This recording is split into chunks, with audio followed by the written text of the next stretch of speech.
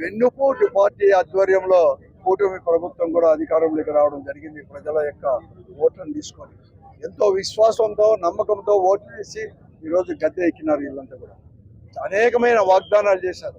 ముఖ్యంగా ప్రముఖంగా కూడా వెంటనే కూడా టీచర్ పోస్టులు 25,000 ఉన్నాయి, ఫిలప్ చేస్తామని చెప్పడం జరిగింది.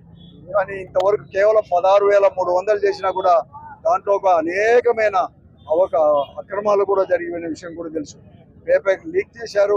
ఈరోజు ఆ పేపర్ లీక్ పోయింది. అక్కడే ఉండే ఒక employee, out sourcing employee Vinay అనే అబ్బాయి, అతనికి కూడా జోన్ 2లో కూడా మొట్టమొదటి ర్యాంకు రావడం జరిగింది. అది ప్రభుత్వమే గ్రహించి అతనికి ఇంటర్వ్యూ కూడా పంపించకుండా పోయిన దానివల్ల అతను హైకోర్టుకు కూడా పోయి వేయడం జరిగింది. ఇంతవరకు అఫిడవిట్ అనేది ఈ ప్రభుత్వం అనేది అఫిడవిట్ కూడా వేయలేదు. అలాగే స్పోర్ట్స్ కోటా కింద ఈరోజు గోల్డ్ మెడలిస్ట్ ఉన్నా కూడా ఇంతవరకు ఎక్కడ కానీ వారికి ఉద్యోగం ఇవ్వకుండా 15 లక్షలు 20 లక్షలు కూడా అమ్ముకొని వారికి కావలసిన వారికి మాత్రమే ఉద్యోగం కూడా ఇవ్వడం జరిగింది.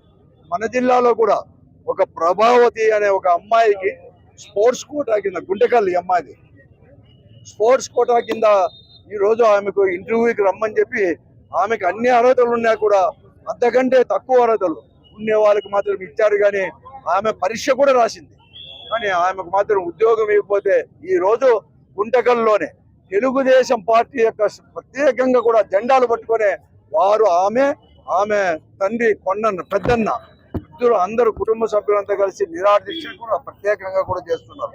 అలాగే కదిర్లో కూడా ఆంజనేయులు వెళ్తున్నాడు, బ్లైండ్ మ్యాన్, ఒక కన్ను లేదు, 40% ఉంది, రీవెరిఫికేషన్ అని చెప్పేసి మళ్ళా పంపిస్తారు, రీ ఎగ్జామ్ పంపిస్తే మళ్ళా కూడా ఈ డాక్టర్లు 40% ఉంది అని చెప్పి నిర్ధారణ చేసినా కూడా డిఓ ఆఫీసులో అక్కడ పంపుకోకుండా ఇక్కడే కూడా దాన్ని అదిం పట్టుకున్న దాన్ని కూడా ఉన్నారు.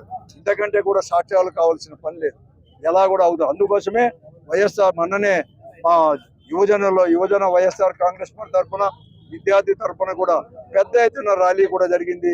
వారికి మద్దతుగా వెంటనే లోకేష్ రాజీనామా ఇవ్వాలని, అలాగే తర్వాత లోకేష్ గారు సిబిఐ ఎంక్వైరీ జరగాలని చెప్పి, ఫీజు రియంబర్స్మెంట్ 9,500 కోట్ల రూపాయలు వెంటనే చెల్లించాలని చెప్పేసి, అలాగే నిరుద్యోగ వృత్తి ఒక్కొక్క నిరుద్యోగి 25 మాసాలకు గాను 3,075 కూడా చెల్లించాలని చెప్పేసి ఈరోజు వైఎస్ఆర్ కాంగ్రెస్ పార్టీ ఆధ్వర్యంలో జగన్మోహన్ రెడ్డి గారి యొక్క నాయకత్వంలో పెద్ద ఎత్తున ప్రతి అసెంబ్లీ నియోజకవర్గంలో కూడా హెడ్ క్వార్టర్స్ లో ఈరోజు నిరాదీక్ష కూడా చేస్తున్నారు వైఎస్ఆర్ గారి తరఫున. అలాగే ఈ 4 రోజుల తర్వాత 4 రోజులు చేసి 10వ తేదీ మళ్ళా కూడా పెద్ద ఎత్తున కూడా నియోజక హెడ్ క్వార్టర్ లో ర్యాలీలు కూడా చేపడతాం. కాబట్టి ఇప్పటికైనా ప్రభుత్వం దిగొచ్చి ఆలోచన చేయమని చెప్పి నేను అడుగుతున్నాను.